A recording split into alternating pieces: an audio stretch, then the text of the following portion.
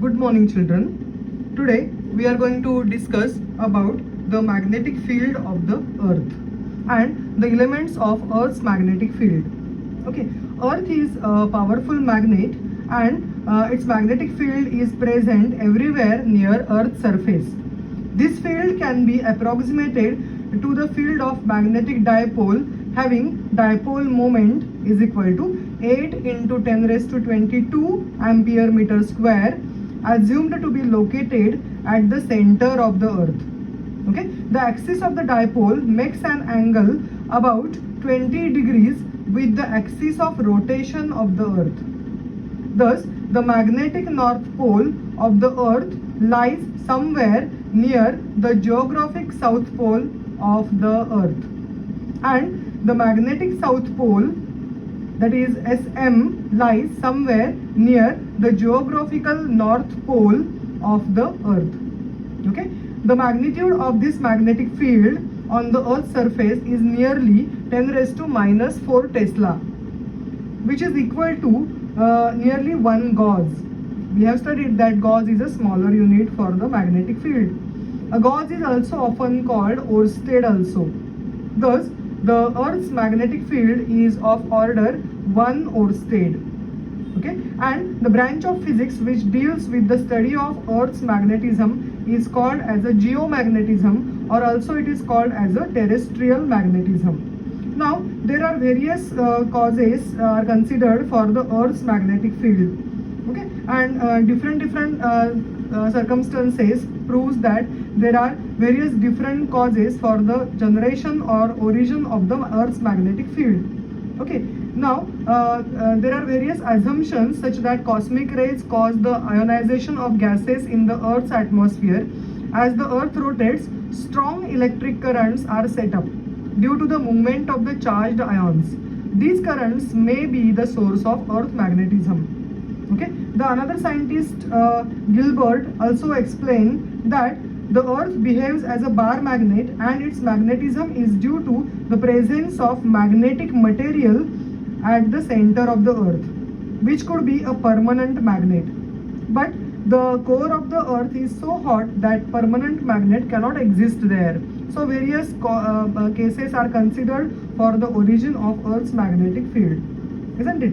Okay. The another scientist explains about the Earth's magnetic field is due to the rotation of the Earth about its own axis. Every substance is made up of charged particles such as protons and electrons. So, as these particles rotate around the Earth or along with the Earth, they cause the circulating currents. And we know that if circulating currents are generated, then they can produce the magnetism. This we have studied, and therefore they can magnetize the earth. So these are various different cases which the scientists have considered regarding this particular earth's magnetism. Okay, now let us come to the point that definitions of definitions we have to discuss regarding earth's magnetism. Okay, now first one is called as a geographic axis. Now in this diagram you can see that this is actually geographic north pole, whatever we show it in the generally notebooks and textbooks, isn't it? So this is a geographic north pole, we generally show it on this side, and geographic south pole we show it on this side. This is the these are the poles which are shown as per your textbook, isn't it? Or whenever we see a particular geographical planes or geographical diagrams of the earth, then this is the north pole and this is the south pole, which is called as a geographic north and south pole, isn't it? So the straight line passing through the geographic north and the south poles of the earth is called as the geographic axis. So this complete axis passing through the north pole and south pole, which is the geographic pole, is called as a geographic axis. It is the axis of rotation of the earth. Okay, now the second one is called as a magnetic axis. Now what is this magnetic axis? Okay, the straight line passing through the magnetic south pole and magnetic north pole of the earth is called as the magnetic axis. Now as we have said that earth behaves as a magnet,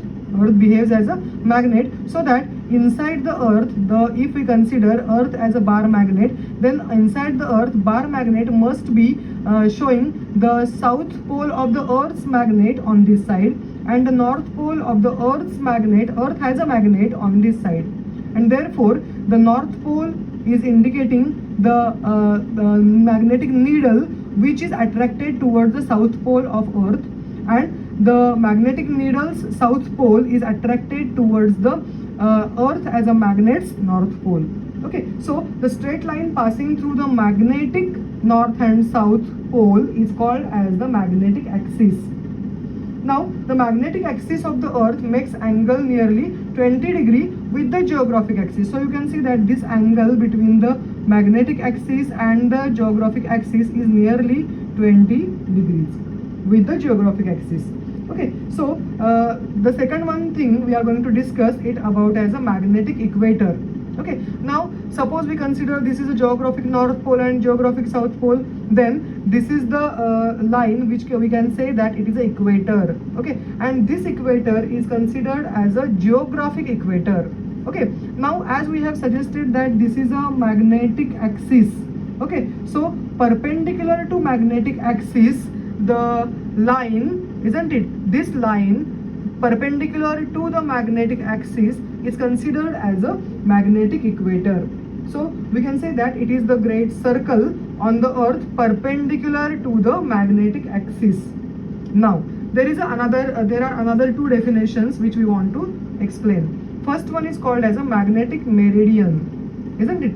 Now what is magnetic meridian and what is geographic meridian? Now a vertical plane passing through the magnetic axis of a freely suspended magnet is called as a magnetic meridian, and the Earth's magnetic field act in this direction of the magnetic meridian. That means what? If I pass a vertical plane in this particular magnetic axis, then this plane is nothing but magnetic meridian. Okay, and if I pass the vertical plane passing through the geographic north and geographic south, then this plane will behave as a geographical meridian, isn't it? So this is a magnetic meridian and this is a geographic meridian. Okay, now here we want to discuss about the different points, or we can say that they are the Earth's element of magnetic field or elements of Earth magnetic field.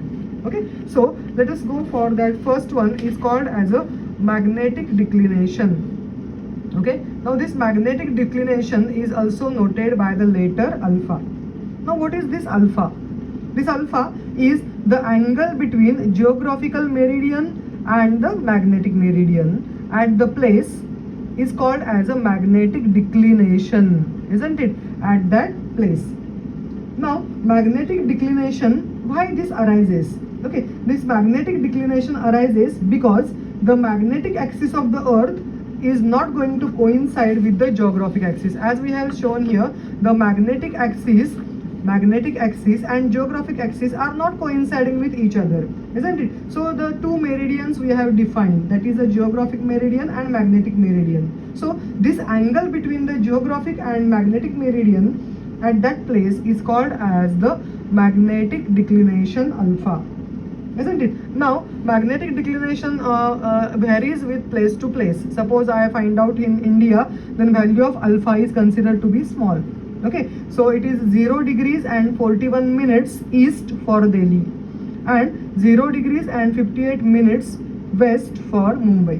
So this is the magnetic declination. Okay, now we have to describe about the angle of dip, or we call it as a magnetic inclination. Okay, what is meant by the angle of dip or what is meant by the magnetic inclination? It is shown by the letter delta. Okay, now this is nothing but the angle made by Earth's total magnetic field. The angle made by the Earth's total magnetic field with the horizontal direction of the magnetic meridian is called angle of dip or delta. So I am repeating again, the angle made by the Earth's total magnetic field, that is B, with the horizontal direction in the magnetic meridian is called as an angle of dip at that place.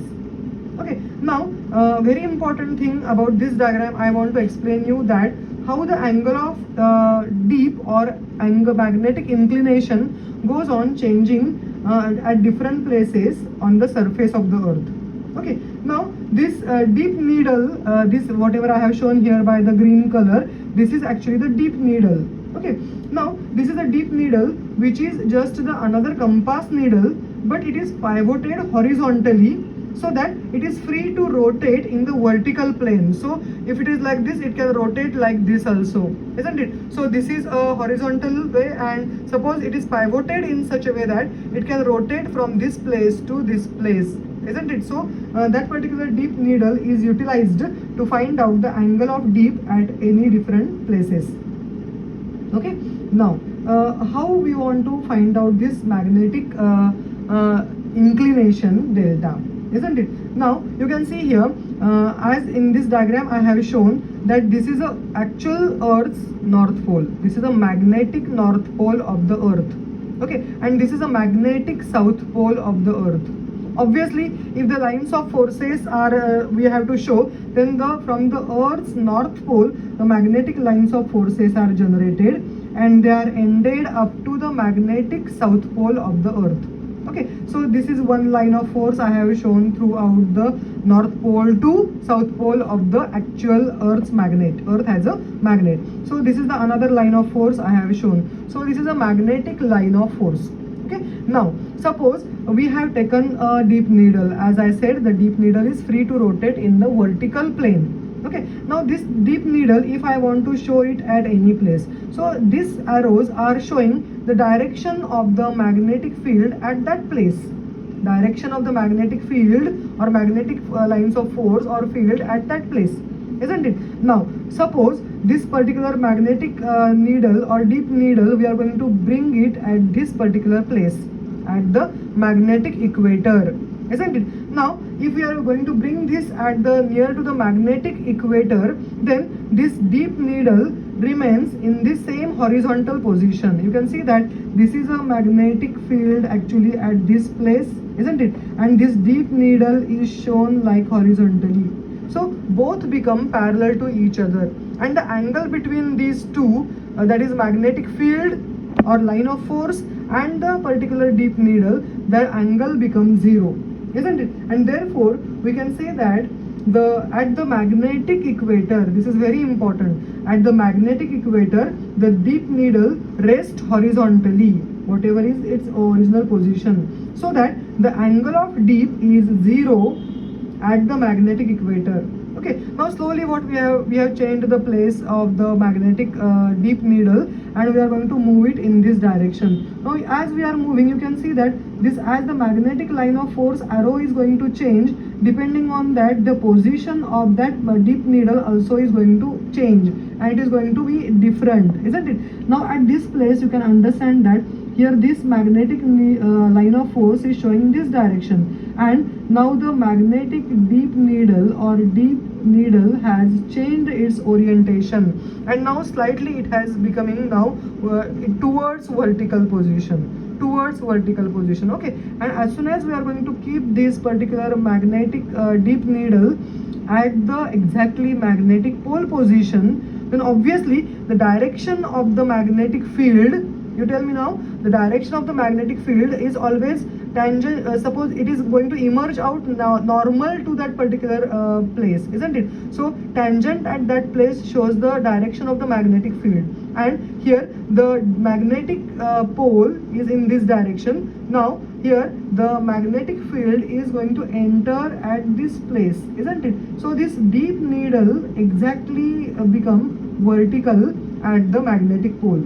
So that means we can say that at the poles, magnetic poles, the deep needle rests vertically, isn't it, at the magnetic poles, so that the angle of deep is now 90 degree at the magnetic poles, because this position was horizontally and now it has changed and it has become now or vertical position. So obviously the deep needle goes on changing its position, and at the particular magnetic equator the angle of deep delta is equal to 0, and at the poles, magnetic poles, the angle of deep or angle of magnetic inclination becomes 90 degree. So therefore I have written here the Earth's magnetic field causes deep needle, which is what we have shown here, that is compass oriented in vertical plane to align with the lines of magnetic force. So this deep needle always try to align according to the magnetic lines of force. So as we have said that the deep angle, because this complete needle has changed now and it has become vertical. Initially it was horizontal, now it has completely changed its orientation and become vertical. You can see here. Okay, so therefore deep angle is 90 degree at the poles and the deep needle remains vertical. Okay, and deep angle is 0 at the magnetic equator, so deep needle remains horizontal. So these are the main important things to understand regarding this particular angle of deep, that is called as a magnetic inclination delta. Now we are going to cover up the another point which is considered as horizontal component of magnetic field of the earth. Okay, now what is this horizontal component? So here I have shown the another diagram, isn't it? In this another diagram I have shown a magnetic compass needle. Okay, if it is freely suspended, then it always shows the north-south direction, and from the north pole the magnetic lines of forces emerge, or we can say that the magnetic field is from north to south. Therefore this is the direction in which the magnetic needle is aligned. That means that is the same the direction of the magnetic field due to earth, isn't it? So total magnetic field